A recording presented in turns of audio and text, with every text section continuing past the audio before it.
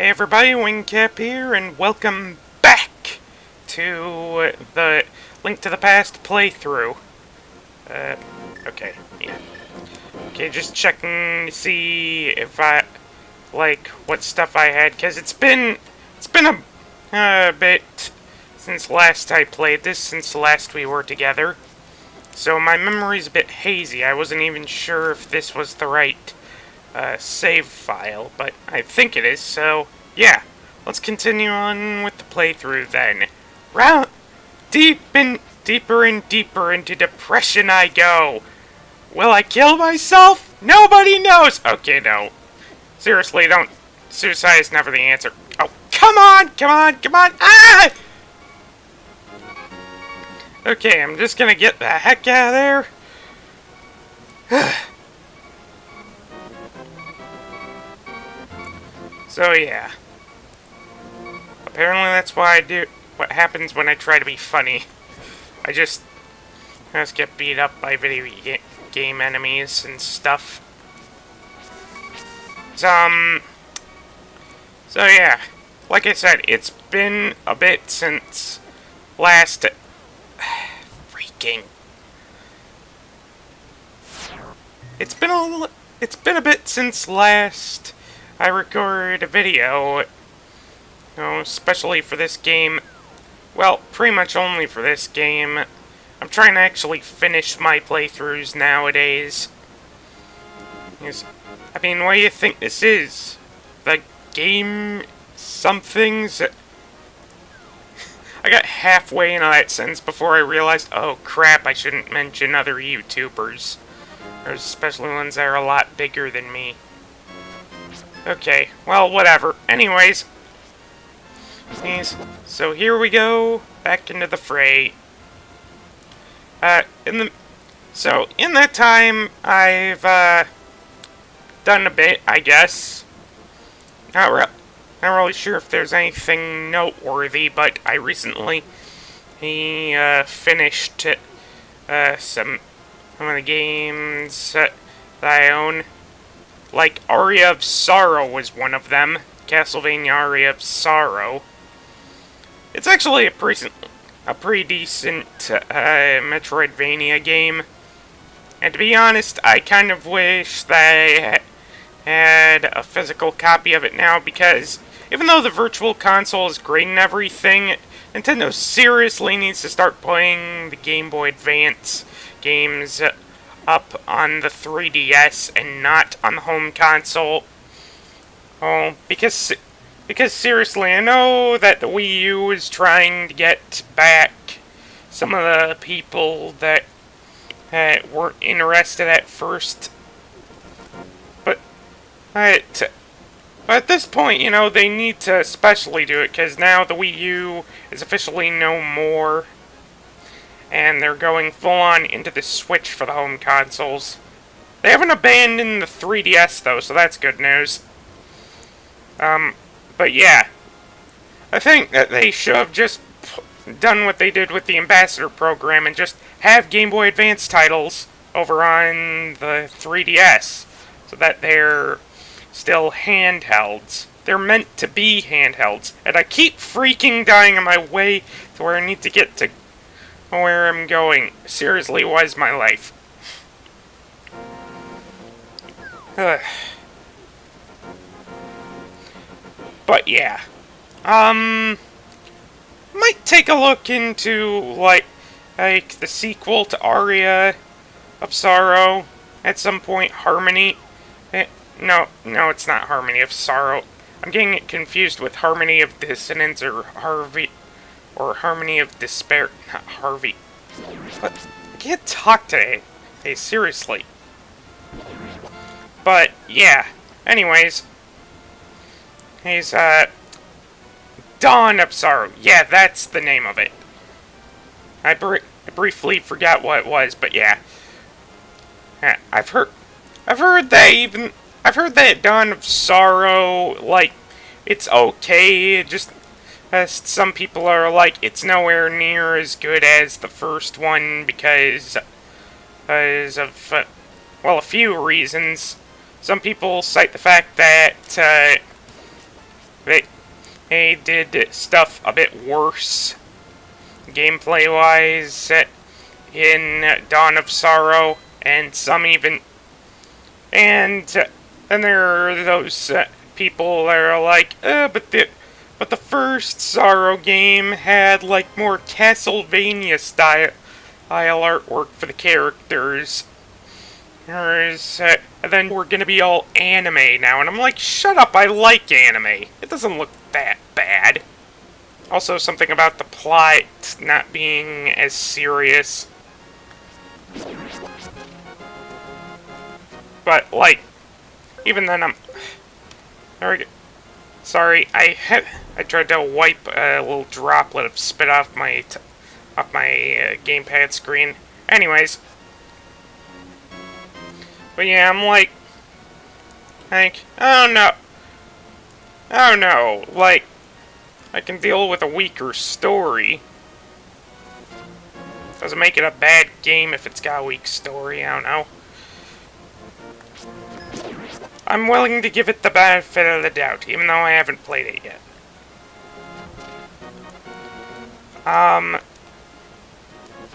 So yeah.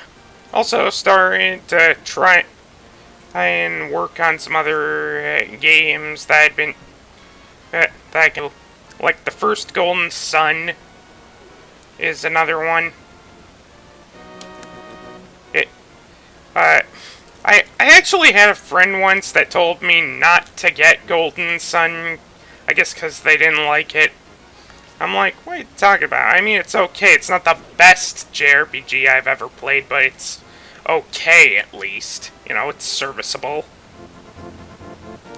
There's a lot of weird design choices in Golden Sun, too. Like, for some reason, even though it was on the Game Boy Advance, or even better, was originally slated to be an N64 game, even though that was a thing. And, for some reason, it like, has this thing about how, what was it? Oh, yeah. For some reason, you don't auto-retarget after you've slain an enemy. After an enemy's gone, the other characters that were targeting it will just go, oh, it's no longer there. Guess I've wasted my turn then, because I've got nothing to attack anymore. And when I first saw they did that, I'm just like, what is this, an 8-bit Final Fantasy game? Seriously. Hey, why is that thing? I don't know. Maybe they just did it to make it stand out more. Or something, I don't know. But anyways, as you can see, we got the Ice Rod, which is okay. It's a pretty okay item. Now we can freeze enemies. Or insta-kill them. That works too. Okay.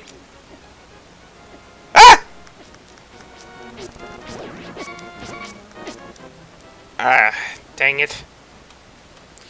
What's kind of annoying about the enemies in this game is that they don't just, like, bounce off you after they've hit you. They gotta, like, try and, like, scrub down where your sprite is, even if you've got invincibility frames, just to make sure they maximize the damage. And I'm like, that's so annoying. Stop that.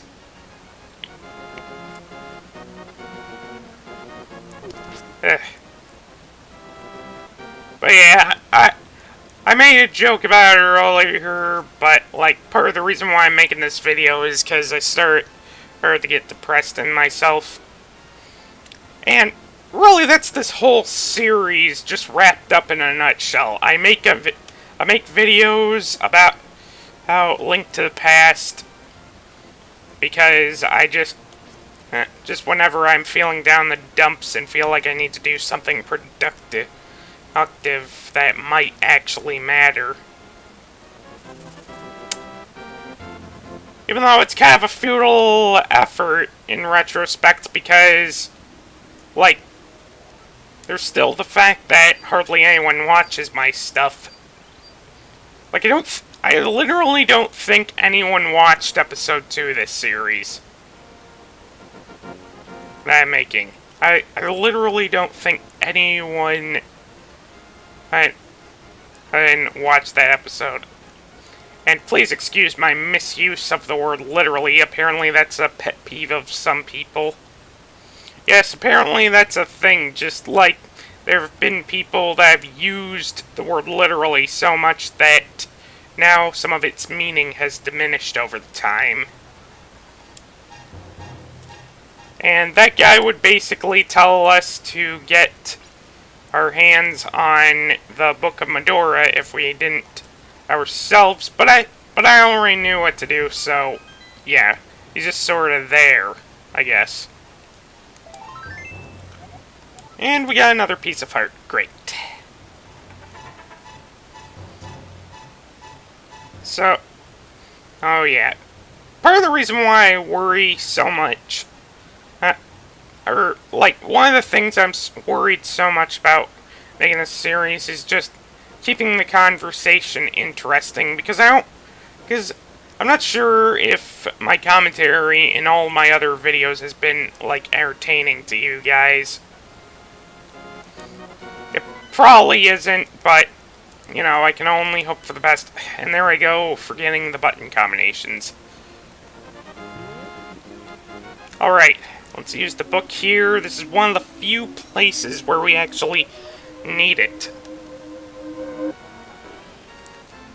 It's also interesting because even though this is technically the first game to not have any Christian symbolism in Zelda whatsoever, it's like they do treat this whole thing like it's a religion, and the software set to automatically reduce the game sound. I do not want that. And I have pretty much, yeah, gone about correcting that. Anyways, but yeah, it's interesting thing that the Book of Medora, the wishing thing there, actually kind of looked like Link was praying. Cause you know, it really does. Cause that does actually give you the impression that, yeah, Hylians can be really passionate about their culture and their religion. And speaking of culture and religion, yeah, there's a lot of crazy stuff that goes on with that stuff in, like, the real world and stuff. I personally consider myself to be on the side of religion, because even though there's, like, truly messed up one out there, like, the concept in and of itself is at least okay.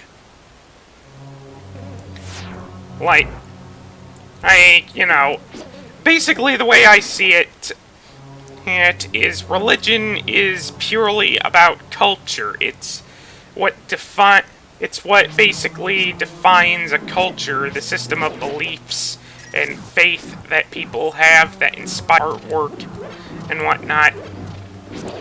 And makes the people act as they do. And that's certainly true. And I guess that, and when you really look at it, that is kind of true. There have been so many ancient civilizations and stuff that have defined really by their religion. And even the medieval era stuff, like, you know, the European knights and whatnot, even then. And there was a lot of artwork and stuff made for cathedrals and whatnot, inspired by Christianity and stuff. So yeah. Yeah, there's that too. So yeah, it's a definite truth that religion is like one of the driving forces behind culture or developing and whatnot. I keep saying whatnot. I'm sorry if it gets annoying, but yeah.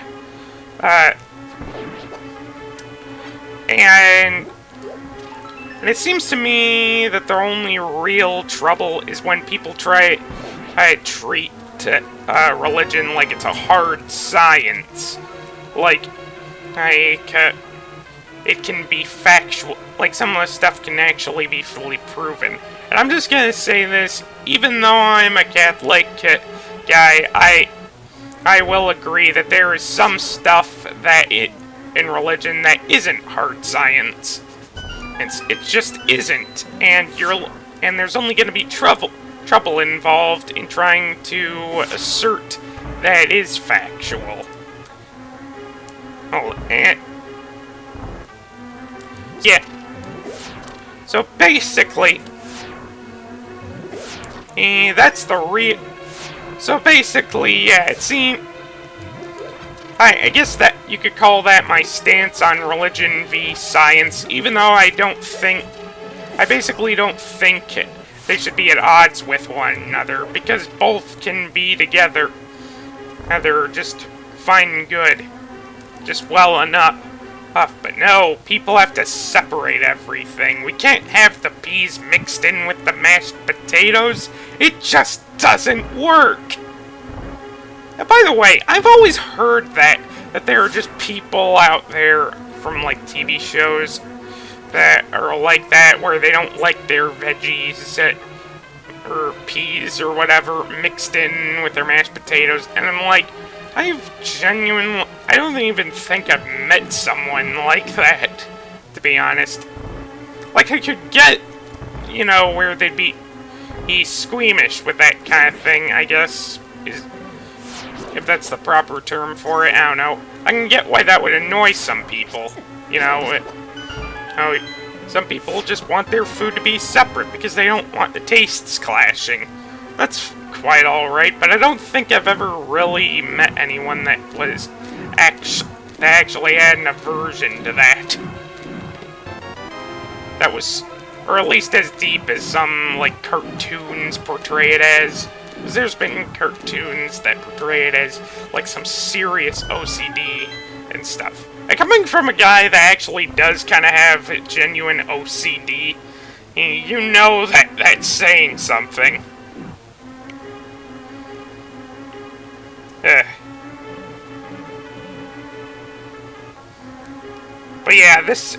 But yeah, I suppose I should talk about the game as well.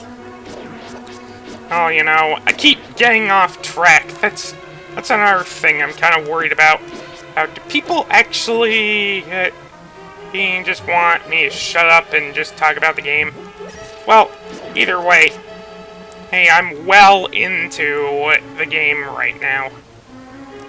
I notice I have maxed out rupees. And 'tis a shame, because this actually predates the 3D Zelda is having expansions for your wallet. I love the Power Glove, it's so bad. Okay, I just had to make that reference. Yes, for this dungeon. Not sure if it's the only one, but it's a big upgrade indeed. Because now we'll be able to lift stones in the overworld, which is going to be great. That'll expand our ability to explore, which will be good. And right now I just want to go through this door. Not because I want to go outside, though.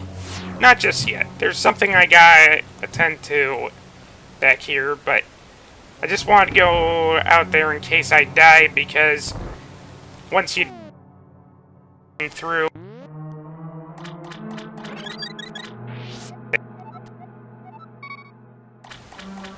I'm gonna take you home, Miss Fairy, and you're gonna sleep in my bottle. But it smells of urine! That's because I pee in it. Ah! I don't think they've ever established, like, are there any bathrooms in Hyrule? Probably not.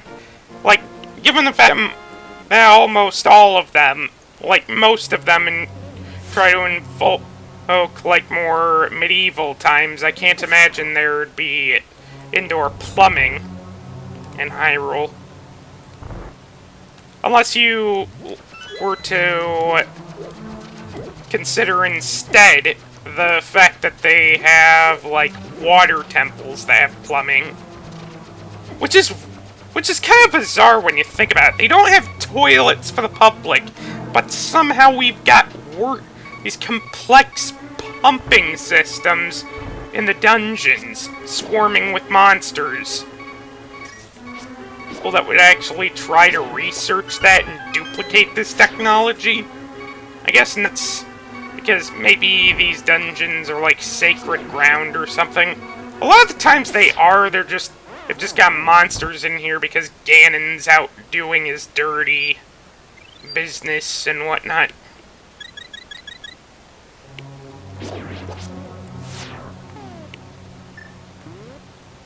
So maybe that's why, but yeah.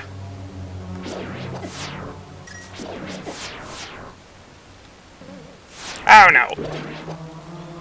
Now that I think about it, yeah, that is a major, like, that is a weird thing about the continuity of Zelda. Maybe I'm just over-analyzing things because I am a nerd. Oh gosh. These spinning tiles! These freaking spinning tiles, they're a lot easier to deal with in, like, the later Zelda games when you actually have the ability to raise your shield. It's like the one annoyance I think I have with, like, older Zelda games. They don't have the option to just, like, use your shield as an item, like, actually raise it up to block stuff. You just have it there, and if things are lined up just right, you'll block something. And that's it.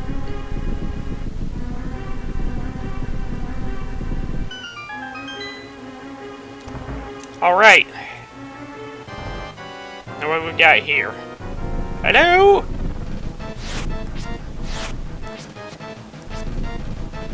"3D! Even though this is technically a 2D system!"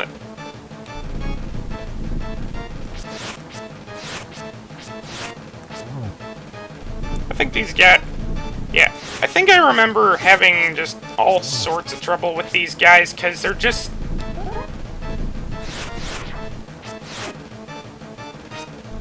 to hit them.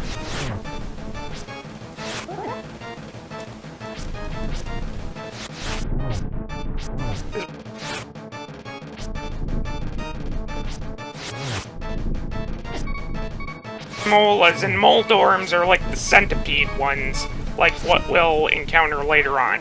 And I died again. Great.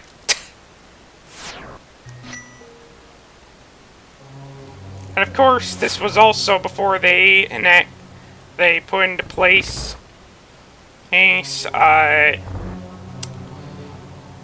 warp tiles, or warp spots that you unlock midway into the dungeon. So of course, this also means we gotta go walking all the way back partway through the dungeon, just to get to that one spot, just to get back to the boss room. It's like one of the annoying parts of this game.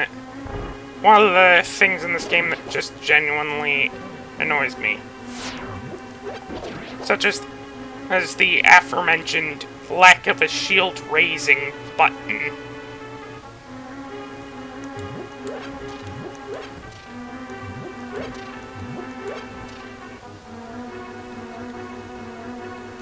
Eh.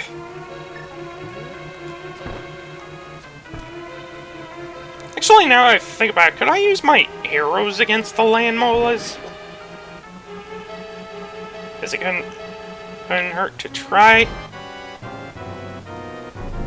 Yo! Eh. Now it seems they come out of the ground way too fast for that. Maybe this'll work. No, it does not.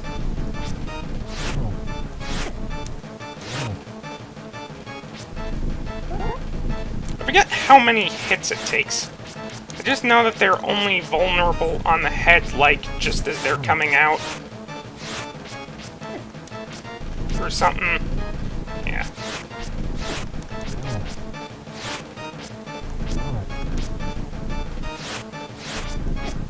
Ugh.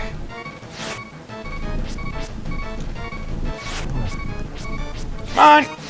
I've also thought about, like, maybe I should start playing games for the channel that I don't know everything about, because I have a lot of games. And I've actually bought some pretty popular games in my time. It's just that I don't know everything about them, so I'm kind of scared of actually making LPs of them.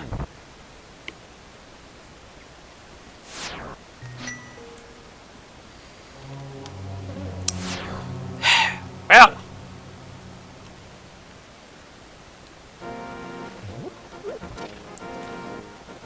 gonna go make a run for fairies. But anyways, yeah, I was thinking, like, maybe for the channel, maybe I'll start doing some of the games I don't know everything about. Like, I don't know, like, I've been like, I kinda wanna actually try a full playthrough of Dragon Age Origins, but I've never even come close to finishing that game just yet. And then, of course, there's other Zelda games as well. A lot of JRPGs that I own that I just do not know everything about. And thus would not even know the best strategies for progressing through them. So, I don't know, maybe that's just some food for thought. And if anyone sees this, tell me what you think in the comments. Really, just tell me.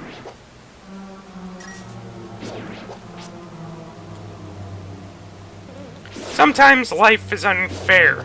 Like a guy like me, who tries and then doesn't get any attention paid to him. And then somewhere on the internet you've got someone doing something absolutely atrocious, but they've got millions of comments from people just saying how much they suck, and it's like, you're part of the... just ignore him then. Ignore them then. Oh gosh. Okay, just going around that Igor. Haha! I now have a fairy in a bottle, so I'm more likely to succeed, I guess. Also, speaking of RPGs and BioWare RPGs, since I brought up Dragon Age, I've also seen a couple of... I also, earlier today, saw a couple of things about Mass Effect Andromeda, and just how, like, weird the graphics are, and how buggy they are. And I was just looking at some of the stuff going on. Only in video games, people, will you be able to see that kind of stuff.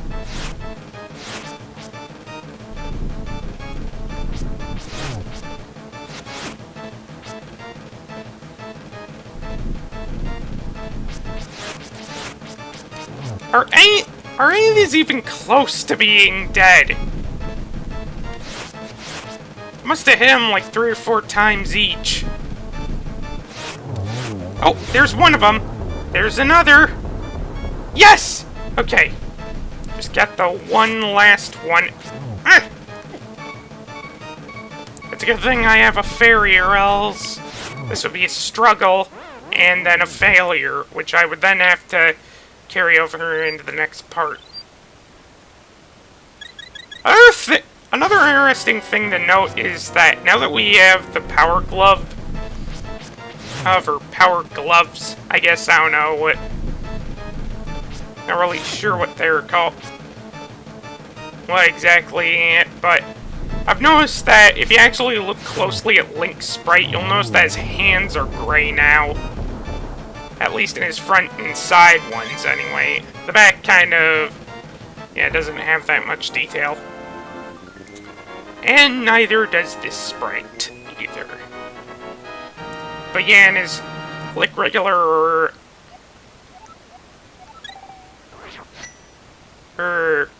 like things, his regular sprites, yeah, his hands are gray now. Very few people actually catch that. And later on, we'll get, like, an upgrade version of the Power Gloves. And I'll turn his hands sort of, like, highlighter yellow. But people tend to not notice that until, like, Blue Tunic. And Clink comes around. Spoiler, we get Blue Tunic in this game. That's really not that much of a spoiler, to be honest. Especially when this game is so old. A lot of people are like, this thing is about 20 years old now. How you've missed your chance to not be spoiled by it. Which, I kind of agree, you know. If you're trying to make references, why have them lost on people that haven't played some of the more classic things in gaming? But, yeah, since I finished that level, well, I think I can officially draw this episode to a close. So, until then, like I always say, hey, leave your comments in the comment section below. Maybe like this video. And also, go on my channel for links to my social media pages, such as my DeviantArt and Twitter. And also, yeah, that sort of thing. And until next time, stay cappy, my friends. Stay cappy. Bye.